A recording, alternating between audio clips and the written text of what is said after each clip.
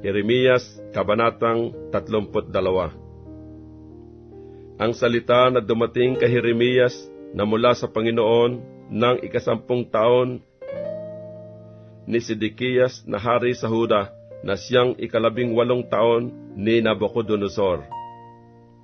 Nang panahon ngang yaoy, ang hukbo ng hari sa Babylonia ay kumubkob sa Jerusalem, at si Jeremias na propeta ay nakulong sa looban ng bantayan na nasa bahay ng hari sa Huda, sapagkat kinulong siya ni Sidikiyas na hari sa Huda na sinasabi, "Bakit ka nanguhula?" At nagsasabi, "Ganito ang sabi ng Panginoon, narito, ibibigay ko ang bayang ito sa kamay ng hari sa Babylonia at kaniyang sasakupin." At si Sidikiyas na hari sa Huda ay hindi makatatanan sa kamay ng mga Kaldeo, kundi tunay na mabibigay sa kamay ng hari sa Babylonia, at makikipag-usap sa kanya ng bibig, at ang kaniyang mga mata ay titingin sa kaniyang mga mata. At kaniyang dadalhin si Sidikiyas sa Babylonia, at siya'y doroon hanggang sa dalawin ko siya, sabi ng Panginoon. Bagaman kayo'y magsisilaban sa mga Kaldeo, hindi kayo magsisiginhawa. At sinabi ni Jeremias, ang salita ng Panginoon ay dumating sa akin na nagsasabi, narito, si Hanamel na anak ni Salum na iyong amain ay paroroon sa iyo na magsasabi, bilhin mo ang parang ko na nasa Anatoth, sapagkat ang matuwid ng pagtubos ay ukol sa iyo upang bilhin. Sa gayoy si Hanamel na anak ng aking amain ay naparoon sa akin sa looban ng bantayan ayon sa salita ng Panginoon. At sinabi sa akin, bilhin mo ang aking parang, isinasamo ko sa iyo, na nasa Anathoth, na nasa lupain ng Benjamin. Sapagkat ang matuwid ng pagmamana ay ukol sa iyo, at ang pagtubos ay ukol sa iyo. Bilhin mo para sa iyong sarili, na magkagayoy nakilala ko na ito'y salita ng Panginoon. At binili ko ang parang na nasa Anathoth kay Hanamel na anak ng aking amain, at tinimbang ko sa kanya ang salapi na 17 siklong pilak.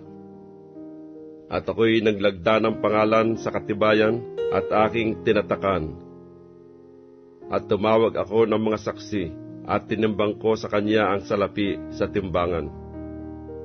Sa gayoy kinuha ko ang katibayan ng pagkabili, ang natatakan, yaong ayon sa kautusan at kaugalian, at ang bukas. At ibinigay ko ang katibayan ng pagkabili kay Baruk na anak ni Nerias, na anak ni Maasiyas, sa harapan ni Hanamel na anak ng aking amain, at sa harap ng mga saksi na naglagda ng pangalan sa katibayan ng pagkabili, sa harap ng lahat na Hudyo na nakaupo sa looban ng bantayan.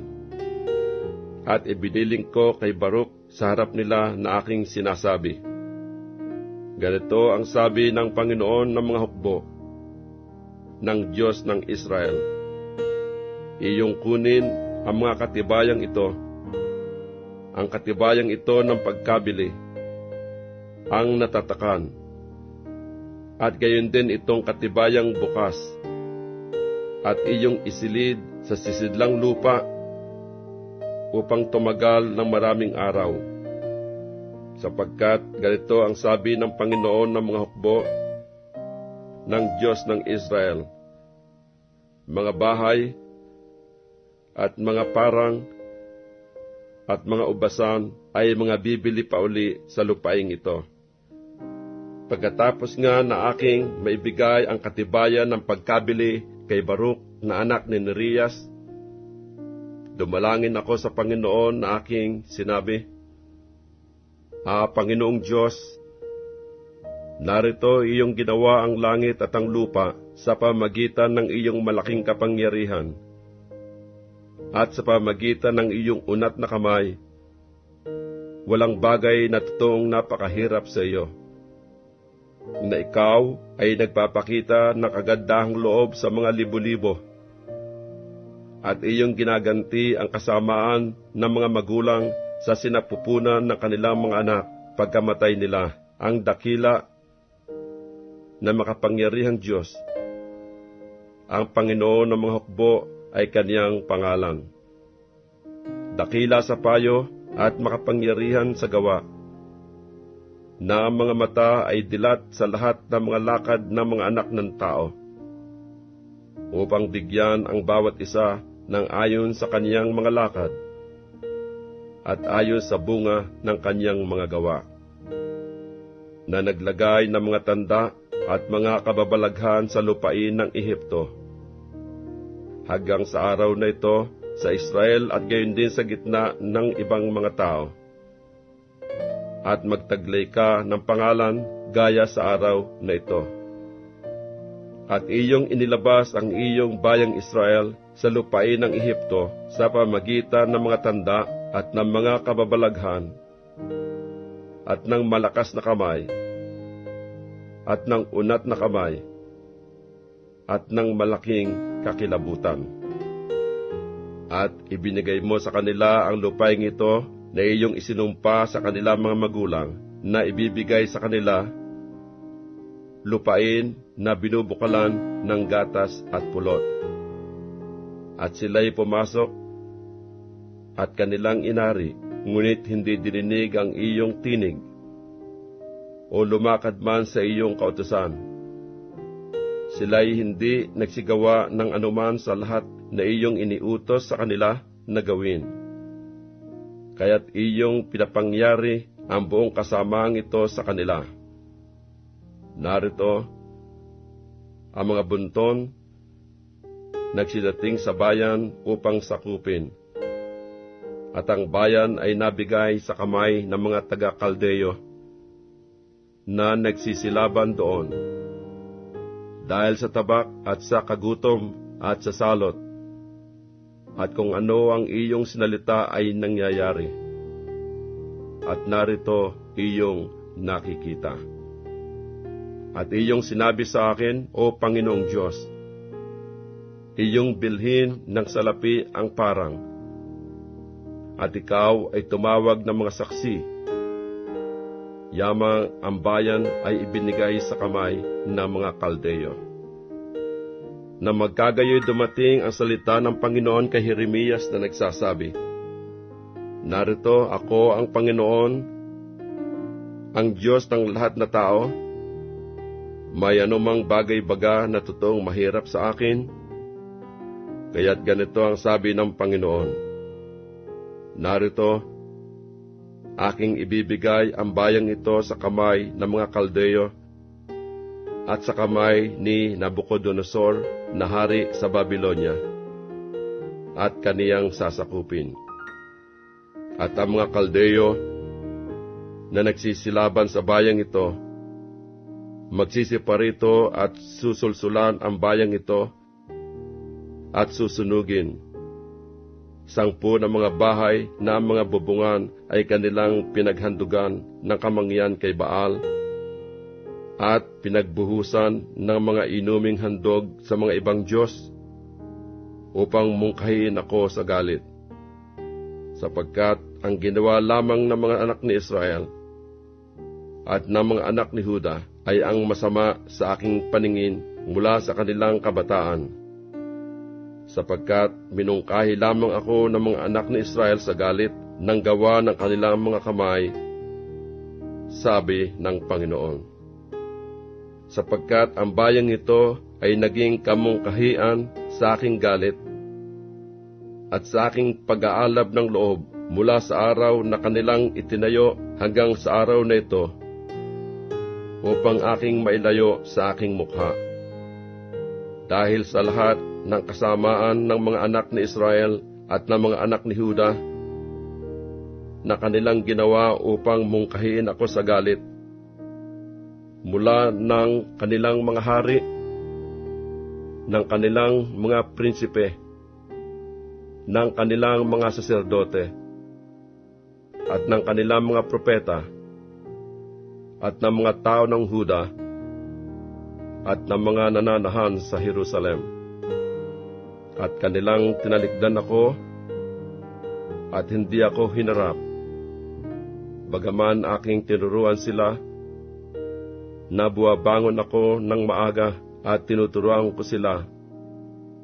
Gayunmay hindi sila nangakinig na magsitanggap ng turo, kundi kanilang inilagay ang kanilang mga kasuklam-suklam sa bahay na tinawag sa aking pangalan upang lapastanganin. At kanilang itinayo ang mga mataas na dako ni Baal na nasa libis ng anak ni Hinnom upang paraanin sa apoy ang kanilang mga anak na lalaki at babae kay Molok, na hindi ko iniutos sa kanila o nasok man sa aking pag-iisip na kanilang gawin ang kasuklam-suklam na ito na pinapagkasala ang Huda. At ngayon, ganito ang sabi ng Panginoon, ng Diyos ng Israel, tungkol sa bayang ito na inyong sinasabi, nabigay sa kamay ng hari sa Babylonia sa pamamagitan ng tabak, at ng kagutom, at ng salot.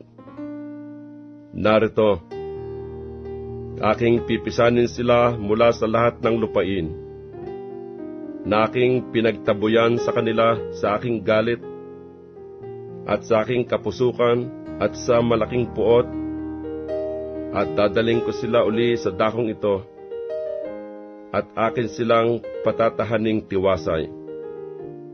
At sila'y magiging aking bayan, at ako'y magiging kanilang Diyos.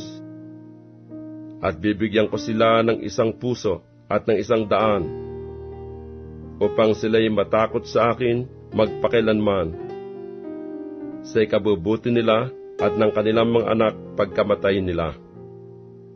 At ako'y makikipagtipan ng walang hanggan sa kanila, na hindi ako hihiwalay sa kanila, upang gawang ko sila ng mabuti, at sisidlang ko sa puso ng takot sa akin, upang huwag silang magsihiwalay sa akin. Oo, ako'y magagalak sa kanila upang gawan ko sila ng mabuti, at aking tunay na itatatag sila sa lupaing ito ng aking buong puso at ng aking buong kaluluwa. Sapagkat ganito ang sabi ng Panginoon, kung paanong aking dinala ang lahat ng malaking kasamaang ito sa bayang ito, gayon dadaling ko sa kanila ang lahat na mabuti na aking ipinangako sa kanila.